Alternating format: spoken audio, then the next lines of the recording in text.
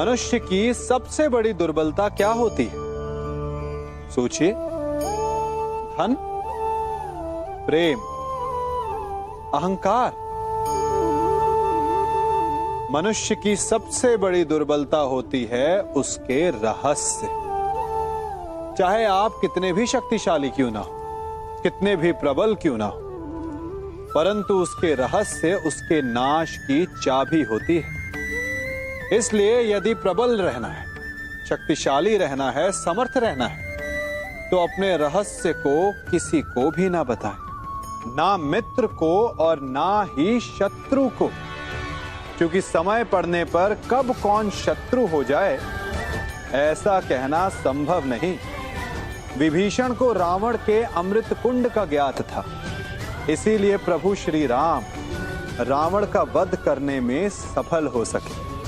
इसलिए उचित यही है कि आप अपने रहस्य को स्वयं तक ही सीमित रखें। मनुष्य जीवन की परीक्षा में सफल होने के लिए क्या नहीं करता? वो परिश्रम करता है, दौड़ भाग करता है, और ये सब करने के पश्चात भी जब उसका काम नहीं बनता तो वो नकल करता है ना? तनिक लौटिए अपने बचपन में, स्मरण कीजिए अपने बचपन की स्मृतियों का। क्या स्मरण हुआ? विद्यालय में जब आप परीक्षा देने जाते थे तो क्या होता था? आप ना सहे, परंतु कोई ना कोई सफलता पाने के लिए नकल करता ही था और उत्तीर्ण भी हो जाता था, है ना? परंतु जीवन की परीक्षा ऐसी नहीं होती। नकल करने वाला सफल नहीं होता। कारण विद्यालय में सबके प्रश्न पत्र एक होते थे, परंतु जीवन के प्रश्न पत्र और उनकी कठिनाई सबके लिए भिन्न होती, तो निश्चित रूप से उनके उत्तर भी भिन्न होंगे ना। इसलिए यदि आपको जीवन में सफलता पानी है तो नकल ना कीजिए, स्वयं के प्रश्नों का उत्तर स्वयं ढूंढिए और सफलता आपकी ही होगी। मनुष्य का जीवन हार और जीत, विजय और पराजय, सफलता और असफलता के मध्य झूलता रहता है। आपके साथ भी ऐसा होता होगा, है ना? जब आप सफल होते हैं, किसी चुनौती पर विजय पाते हैं, तो मन प्रसन्नता से आनंद के उपवन में झूमने लगता है, और जब आप असफल होते हैं तब मन दुख और पीड़ा के सागर में डूबने लगता है। परंतु वास्तव में सफलता और असफलता है क्या? तनिक ध्यान से सोचिए। ये केवल हमारी मनोस्थिति मात्र है। हमारी पराजय तब नहीं होती जब हमारा शत्रु विजय प्राप्त कर ले। हमारी पराजय तब होती है जब हम पराजय स्वीकार कर लें। हम असफल तब नहीं होते जब हम लक्ष्य ना पा सके। हम असफल तब होते हैं जब हम प्रयास करना बंद कर दें। इसलिए प्रयास करते रहें और हार ना माने, क्योंकि जिस दिन आप हार स्वीकारना बंद कर देंगे, जीत आपके चरणों में होगी। सबने बरगद के वृक्ष को तो देखा ही होगा। क्या आपको ज्ञात है, बरगद के वृक्ष के बीज का आकार राई से भी छोटा होता है, परंतु बरगद का वृक्ष संसार के महाकाय वृक्षों में जाना जाता है।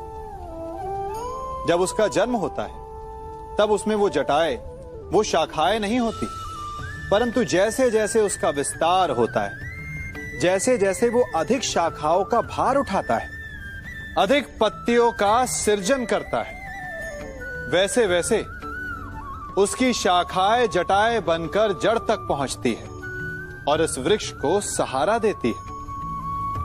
ये जीवन का बहुत महत्वपूर्ण पथ है। बिना लोभ लालच शुभ कार्य करें, अन्य लोगों की सहायता करें। धीरे धीरे आपने जिनकी सहायता की वो आपके सहायक बनते जाएं। आपकी जड़ों को और बलशाली बनाएंगे, आयु, मान और आकार बढ़ाएंगे। सहजीवन, सहायता और निष्काम कर्म आपको मृत्यु के पश्चात भी मरने नहीं देगा, आपको अमर रखेगा। हमारा शरीर प्रकृति का एक महान आविष्कार है। इससे जटिल संरचना संसार में और कोई नहीं। हमारा शरीर जितना जटिल है, यदि इसे ठीक से जाना जाए तो इससे अधिक सरल ज्ञान देने वाला और कोई नहीं। हमारे शरीर में 5 इंद्रियां होती हैं जो हमें भाव, गुण और वस्तुओं का बोध कराती हैं। हमारे पास आंखें हैं, नाक है, स्पर्श के लिए त्वचा है, कान है और जीभा है। सबका भिन्न भिन्न कार्य है। आंखों से देखना, कानों से सुनना, नथनों से श्वास लेना, त्वचा से स्पर्श करना और जीभा से स्वाद लेना। परंतु क्या आपने कभी सोचा कि प्रकृति ने हमें 2 आंखें दी, 2 नथुने दी, 2 कान दी, स्पर्श के लिए ये पूरा शरीर दिया, परंतु जीभा केवल 1 दी? ऐसा क्यों? क्योंकि प्रकृति चाहती है कि हम देखें अधिक, सुने अधिक और ज्ञान अधिक अर्जित करें, बोले कम। क्योंकि अधिक वाचाल नाश को निमंत्रण देता है। स्मरण रखिएगा।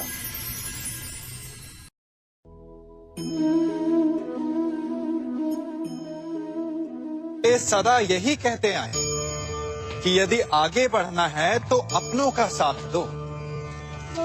सत्य कहते हैं, अपनों का साथ देना ही चाहिए, परंतु साथ देने से पूर्व ये अवश्य पहचान लेना चाहिए कि अपने हैं कौन। क्या अपने वही होते हैं जिनके साथ हमारा रक्त संबंध होता है, या अपने मित्र? अपने वो होते हैं जो हमें सद्कार्य के लिए प्रेरित करें, हमें आगे बढ़ाएं, हमारा साथ दें। और वो जिनका साथ देने से समाज का नाश, धर्म की हानि हो, वो सगे हो करके भी सगे नहीं होते। इसलिए जब अपनों की परिभाषा का चुनाव करें तो उन्हें अपना माने जो आपका साथ दे, उन्हें नहीं जो हमें अज्ञान के मार्ग पर ले जाएं।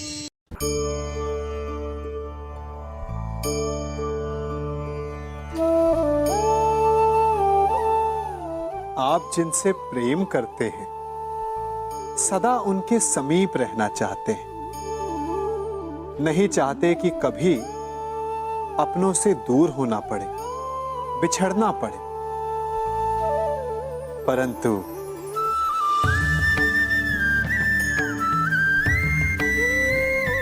एक समय के पश्चात अपनों से दूर हो जाना उन्नति के लिए आवश्यक है। आप माता पिता हैं ना?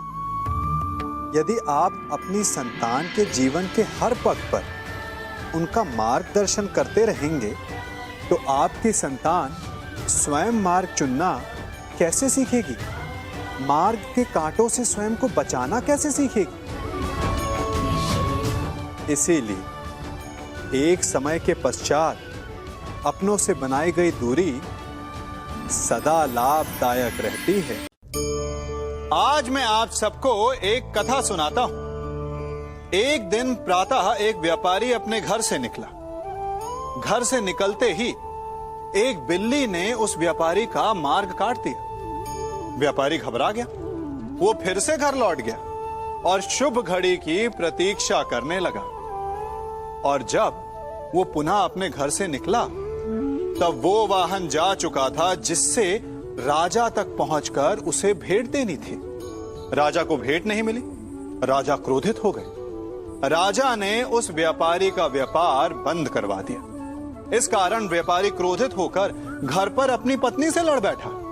पत्नी अपने बच्चों समेत मैके वापस चली गई और उस व्यापारी के जीवन में यदि कुछ रह गया था तो केवल अंधकार।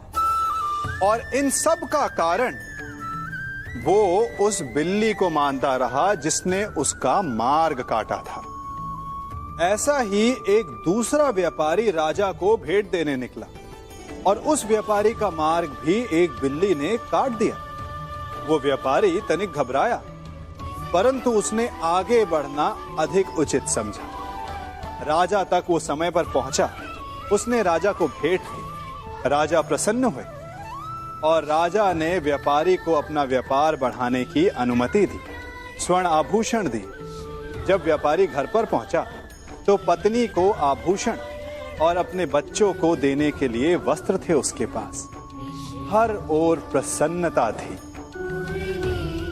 समझ रहे हैं ना?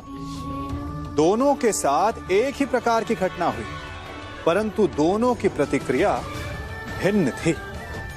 ऐसा ही हमारा जीवन भी है। हमारे जीवन में प्रारब्ध का अपना स्थान है, परंतु उससे कई अधिक महत्वपूर्ण हमारी प्रतिक्रिया, हमारे सोच का प्रभाव है, क्योंकि यही हमारे जीवन को आकार देते हैं। इसलिए अपनी सोच को सकारात्मक रखिए। आपका जीवन सदैव आनंदमय।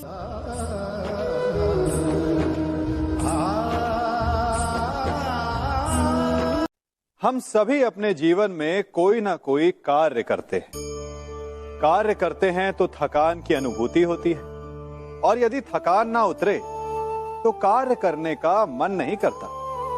हम आशा करते हैं कि कदाचित एक दिन में 24 के स्थान पर 26 घंटे होते तो आराम करने के लिए हमें और अधिक समय मिल जाता। हमें ऐसा अनुभव होता है कि हम बहुत अधिक कार्य कर रहे हैं, है ना? परंतु क्या आपने कभी सोचा है कि जो लोग संसार में सफल हैं, उनके पास भी सफल होने के लिए दिन में केवल 24 घंटे थे? तो फिर वो सफल क्यों हैं?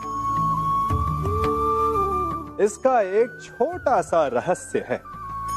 वो कार्य चुनते हैं जो उन्हें प्रिय है, जिसे करने में उन्हें आनंद आता है। उन्हें लगता ही नहीं कि वो कार्य कर रहे हैं, उन्हें लगता है कि वो प्रतिपल आनंद मना रहे हैं। और जब आप आनंद मनाते हैं तो थकान कैसी? इसलिए यदि आप जीवन में कोई भी कार्य करें तो वो आपके मन को भाना चाहिए, या जो कार्य आप कर रहे हैं उसे अपने मन को भा देने दो। सफलता आपको मिलेगी। कभी सोचा है हमारा जीवन भी उस रेत की घड़ी की भांति है? जो रेत नीचे गिर चुकी है वो हमारा अतीत है, जो अब भी ऊपर है वो हमारा आने वाला भविष्य है, और वर्तमान ये संकुचित स्थल है जहां से धीरे धीरे करके रेत गिर रही है। अर्थात हमारे पास जीने के लिए यही एक क्षण है। उसका उपयोग कैसे करना है ये हम पर निर्भर करता है। जो बीत गया उसका दुख मनाना है, या जो भविष्य में होने वाला है उसकी प्रतीक्षा में क्रोध करना है। सब कुछ करने के लिए यही एक क्षण है। प्रसन्न रहना है तो उसके लिए भी यही एक पल है। प्रतीक्षा करते रहोगे तो ये पल भी भूतकाल में बदल जाएगा। इसलिए आनंद के लिए, परोपकार के लिए प्रतीक्षा ना कीजिए। आपके पास जो पल है उनका भरपूर सदुपयोग कीजिए, क्योंकि इस घड़ी को पलटकर आप फिर से समय अवश्य गिन सकते हैं, परंतु अपना बीता हुआ समय आप वापस नहीं लौटा पाएंगे।